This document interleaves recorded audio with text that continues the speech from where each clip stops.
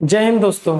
कल हमने पढ़ा था पर्यावरण क्या होता है, पर्यावरण की परिभाषा, पर्यावरण के संगठक कितने होते हैं, पर्यावरण की संरचना एवं प्रकार पढ़ा था, कितने प्रकार के होते हैं। फिर बाद में हमने क्वेश्चन आंसर लगाया था। फिर बाद में हमने पर्यावरण पर मानव का प्रभाव क्या पड़ता है, कितने तरीके होते हैं, दो तरीके के, प्रत्यक्ष प्रभाव और अप्रत्यक्ष प्रभाव। तो सबसे पहले हमने स्टार्ट किया था प्रत्यक्ष प्रभाव। तो उसके प्रत्यक्ष प्रभाव के आगे चलते हैं। मनुष्य के लिए ऋतु वैज्ञानिक प्रक्रमों को अनुशासित करना तथा उन पर पूर्ण स्वामित्व स्थापित करना संभव नहीं है, क्योंकि वायुमंडल में इन प्रक्रमों के नियंत्रण हेतु स्थायी मार्ग तथा व्यवस्था नहीं है। अब आता है ऋतु वैज्ञानिक प्रक्रम, यानी कि मौसम संबंधी प्रक्रियाएं। ऋतु वैज्ञानिक प्रक्रमों का मतलब होता है मौसम संबंधी प्रक्रियाएं को अनुशासित करना तथा उन पर पूर्ण स्वामित्व करना। स्वामित्व का मतलब होता है शासन करना, यानी कि मौसम संबंधी प्रक्रियाओं पर पूरा शासन करना स्थापित संभव नहीं है, क्योंकि वायुमंडल में इन प्रक्रमों के नियंत्रण हेतु स्थायी मार्ग तथा व्यवस्था नहीं है। फिर इसके बावजूद मनुष्य अवांछित प्राकृतिक वायुमंडलीय प्रक्रमों तथा तूफानों यथा विभिन्न प्रकार के चक्रवात होते हैं। जो हमारी पृथ्वी है, तो पृथ्वी में वायुमंडल पाया जाता है। फिर विभिन्न प्रकार के हवाएं होती हैं, जैसे चक्रवात हो गया, ये सब चीजें चक्रवात के अंतर्गत आते हैं। तो हरिकेन, टार्नेडो, टाइफून आदि उपल वृष्टि, वर्षण, मेघ आदि को नियंत्रित कर सकता है। तो ये हरिकेन, टाइफून, टार्नेडो, ये सभी हवाएं हैं, ये सभी अलग अलग देशों में चलती हैं। अलग अलग देशों के नाम से जाना, सॉरी चलती नहीं, अलग अलग देशों में अलग अलग नाम से जाना जाता है ये तूफानें। ऋतु वैज्ञानिक तत्वों तथा प्रक्रमों में मनुष्य द्वारा किए गए जाने वाले प्रत्यक्ष परिवर्तनों में मेघ बीजन सर्वप्रमुख है। क्या है? ऋतु वैज्ञानिक तत्वों तथा प्रक्रमों में मनुष्य द्वारा किए जाने वाले प्रत्यक्ष परिवर्तनों में मेघ बीजन सर्वप्रमुख है। मेघ बीजन क्या होता है? मेघ बीजन, इसे हम इंग्लिश में क्लाउड सीडिंग कहते हैं। क्लाउड सीडिंग का मतलब क्या होता है? बादल छाना।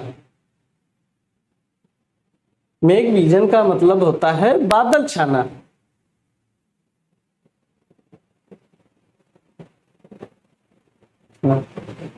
मेघ बीजन प्रक्रिया के अंतर्गत ठोस कार्बन डाइऑक्साइड तथा आयोडीन के कुछ यौगिकों के प्रयोग द्वारा अति शीतलित बूंदों का घनीभवन करना सम्मिलित होता है। जो बादल छाना प्रक्रिया के अंतर्गत जो हमारे वायुमंडल में बादल छा जाते हैं, तो उसके अंतर्गत ठोस कार्बन डाइऑक्साइड तथा आयोडीन के कुछ यौगिकों के प्रयोग द्वारा अति शीतलित बूंदों का घनीभवन करना सम्मिलित होता है। फिर आता है सागर तटीय स्थित शहरों में पेयजल की प्राप्ति के लिए भूमिगत जल के विदोहन के कारण, यानी कि दूषित सतह के नीचे निर्मित कोटरों में सागर का खारा जल प्रविष्ट हो जाता है, जिस कारण भूमिगत जल दूषित हो जाता है। जैसे ब्रुकलिन शहर यूएसए में भूमिगत जल के निष्कासन से पर्यावरण पर पड़ने वाला दुष्प्रभाव है। कल हमने क्वेश्चन पढ़ा था कि संसार का कौन सा सर्वाधिक शहर भूमिगत विदोहन के कारण कौन सा शहर है? तो हम पढ़े थे ब्रुकलिन शहर। यह कहां पड़ता है? यूएसए में। तो आप इसका स्क्रीनशॉट ले लीजिए।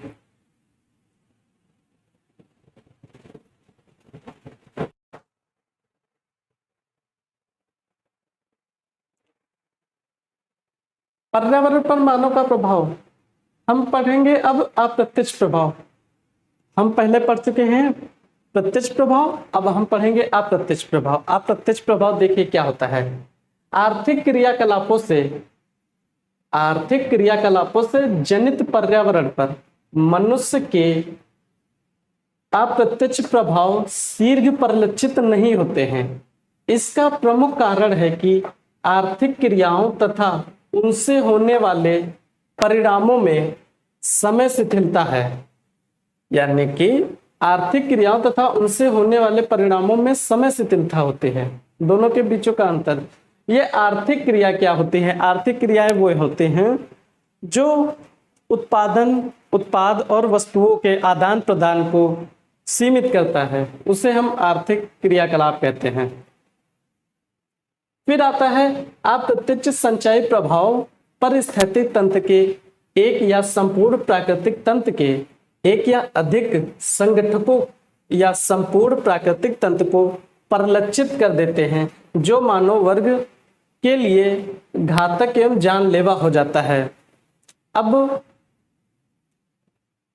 अब यह होता है संगठकों हमने पढ़ा था कि क्या क्या संगठक होते हैं, भौतिक, अजैविक और आर्थिक संगठक, यही संगठक होते हैं।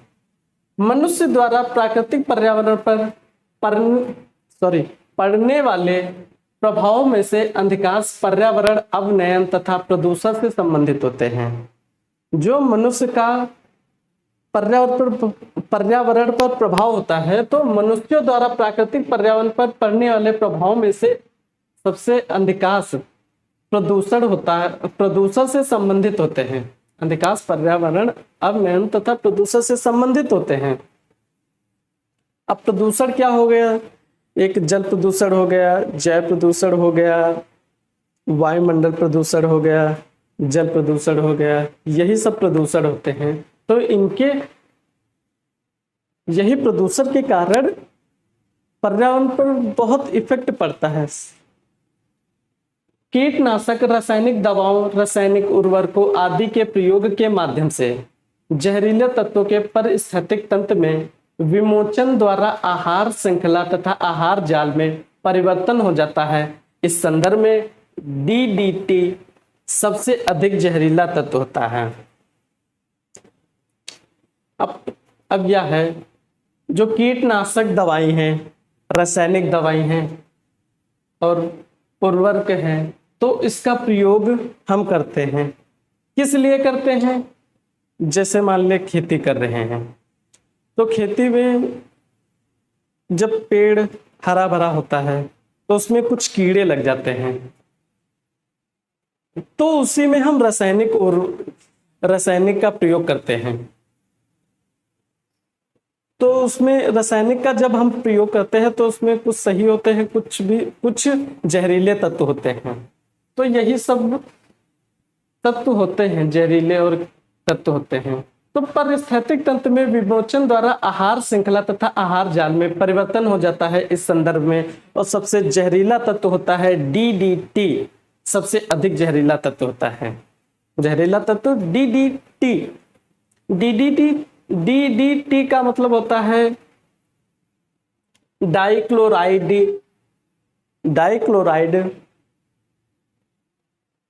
एथिनॉल, नहीं सॉरी, देखते हैं। हाँ, DDT का मतलब होता है डाइक्लोराइड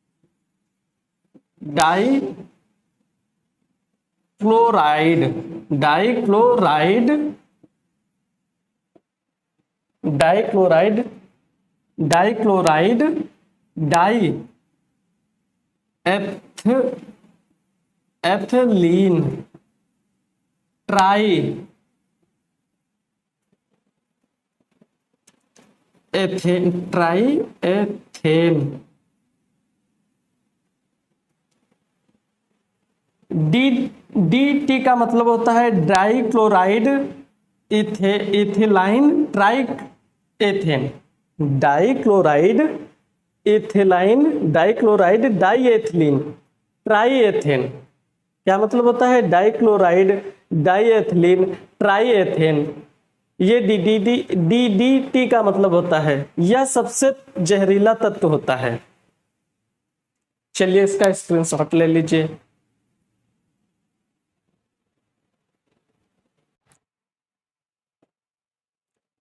चलिए आगे देखते हैं। प्रतिवर्ष मनुष्य द्वारा 2000 रसायनों का पर्यावरण में विमोचन किया जाता है। कितने 2000 रसायनों का पर्यावरण में प्रयोग किया जाता है? जहरीले तत्वों महिलाओं की गर्भनली से होते हुए गर्भाशय में पनपते हुए भ्रूण तक पहुंच जाते हैं, जिस कारण महिलाओं में गर्भपात तथा समय से पहले प्रसव हो जाता है। प्रसव का मतलब डिलीवरी हो जाती है। ये जो 2000 रसायनों का हर साल प्रयोग होता है, पर्यावरण में विमोचन हो जाता है, यानी कि 2000 रसायनों का पर्यावरण में विमोचन हो जाता है तथा जहरीले तत्व महिलाओं के गर्भनली से होते हुए गर्भाशय तक पनपते हैं, भ्रूण तक पहुंच जाते हैं, जिस कारण महिलाओं में गर्भपात तथा समय से पहले डिलीवरी हो जाती है। ये तत्व कैसे पहुंचते हैं? ये जो 2000 रसायनों का पर्यावरण में विमोचन कैसे होता है, चलिए आगे देखते हैं। नगरीकरण में वृद्धि तथा औद्योगिक विस्तार के कारण पर्यावरण प्रदूषित करने वाले तत्वों का अधिकाधिक मात्रा में पारिस्थितिक तंत्र में विमोचन हो रहा है तथा इनकी मात्रा दिनों दिन तीव्र गति से बढ़ रही है। इसे देखते हैं। नगरीकरण में वृद्धि तथा औद्योगिक विस्तार के कारण प्रदूषण करने वाले तत्वों का अधिकाधिक यानी कि अधिक से अधिक मात्रा में पारिस्थितिक तंत्र में विमोचन हो रहा है तथा इनकी मात्रा दिनों दिन तीव्र गति से बढ़ रही है। दिनों दिन तीव्र गति से बढ़ रही है। फिर पर्यावरण में प्रदूषण तत्वों में प्रमुख हैं। जो इस पर्यावरण में प्रदूषण है वो तत्व प्रमुख हैं। आइए देखते हैं कौन कौन से तत्व प्रमुख हैं पर्यावरण में। Chlorine, sulphate, bicarbonate, nitrate, sodium, magnesium, phosphate आदि के आयन हैं।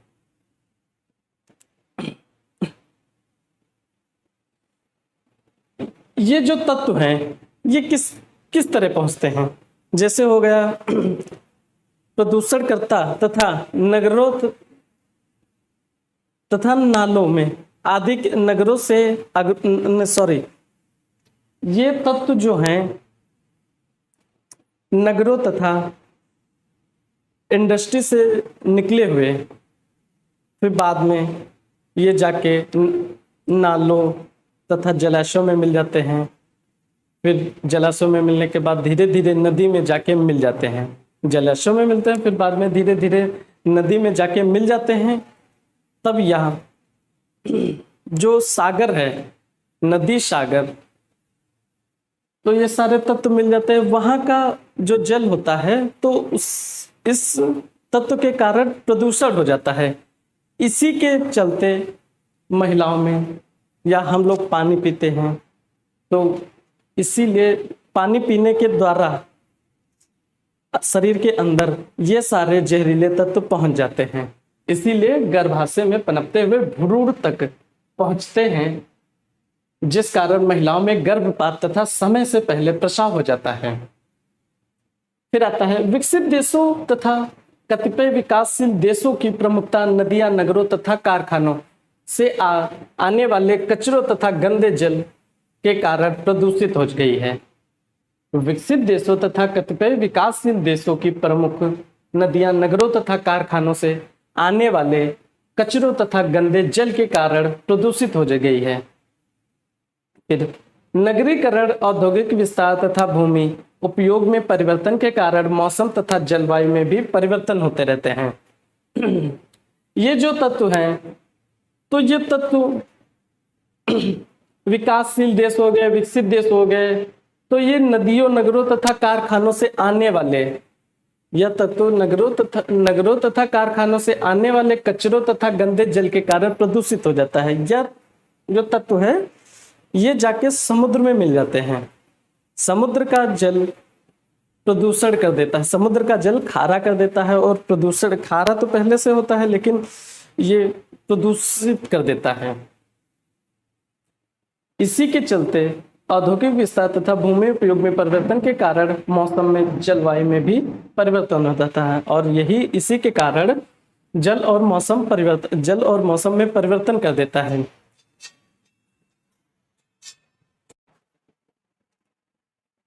आइए क्वेश्चन आंसर की तरफ बढ़ते हैं।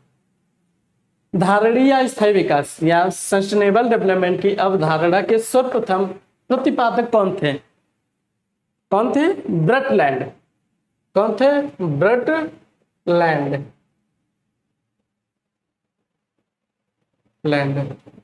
यह कब किया था? 1987 में। 1987 में सस्टेनेबल डेवलपमेंट का सर्वप्रथम प्रयोग ब्रटलैंड 1987 में किया था। फिर आप दूसरा क्वेश्चन है, स्थायी विकास के निमित्त संयुक्त राष्ट्र का सम्मेलन कहाँ आयोजित किया गया था? संयुक्त राष्ट्र सम्मेलन का आयोजित कहाँ किया गया था? स्थायी विकास के निमित्त संयुक्त राष्ट्र का सम्मेलन कहाँ आयोजित किया गया था? जोहान्सबर्ग में। कहाँ आयोजित किया गया था? जोहान्सबर्ग।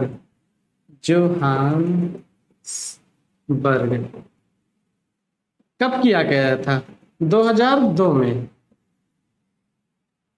स्थायी विकास के निमित्त संयुक्त राष्ट्र का सम्मेलन कहाँ आयोजित किया गया था? सम्मेलन कहाँ आयोजित किया गया था? जोहान्सबर्ग या 2002 में। फिर आता है स्थायी विकास शब्द का पहली बार प्रयोग किसने किया गया था? सस्टेनेबल डेवलपमेंट वर्ड का पहली बार प्रयोग किसने किया था? आयुषियन ने। आयुषियन ने। आयुषियन का मतलब क्या होता है? International union for conservation of nature and natural. क्या है? International union for conservation of nature and natural.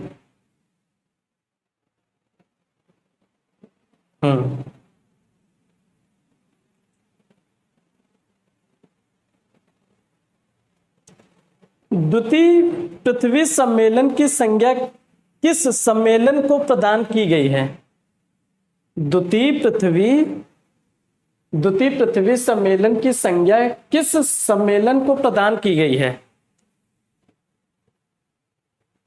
Johannesburg सम्मेलन को प्रदान की गई है।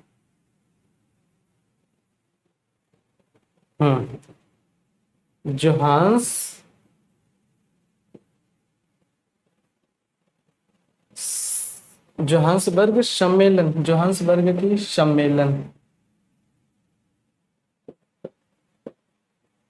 क्या है? द्वितीय पृथ्वी सम्मेलन की संज्ञा किस सम्मेलन को प्रदान की गई है? जोहान्सबर्ग की सम्मेलन में 2002 में। इसी तरह क्वेश्चन बनेगा, धारणीय विकास के मुख्य 5 क्षेत्र कौन कौन से हैं? सस्टेनेबल डेवलपमेंट के मुख्य 5 क्षेत्र कौन कौन से हैं? आइए देखते हैं।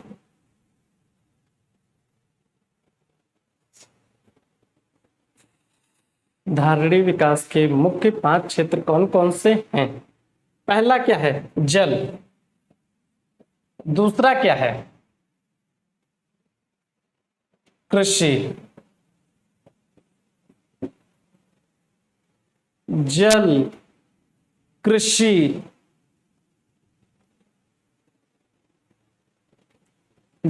कृषि, ऊर्जा, स्वास्थ्य एवं जैव विविधता।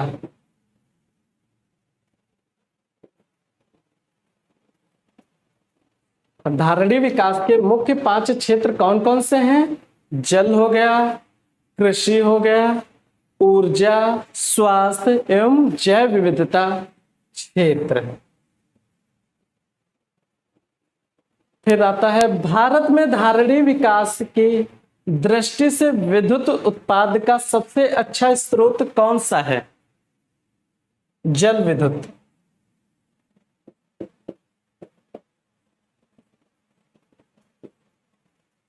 फिर आता है 7वां क्वेश्चन, भारत में गैर परंपरागत ऊर्जा स्रोत विभाग की स्थापना कब की गई थी? 1982 में।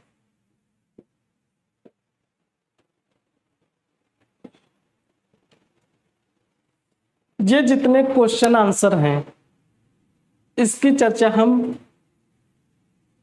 आगे की क्लास में विस्तार से करेंगे।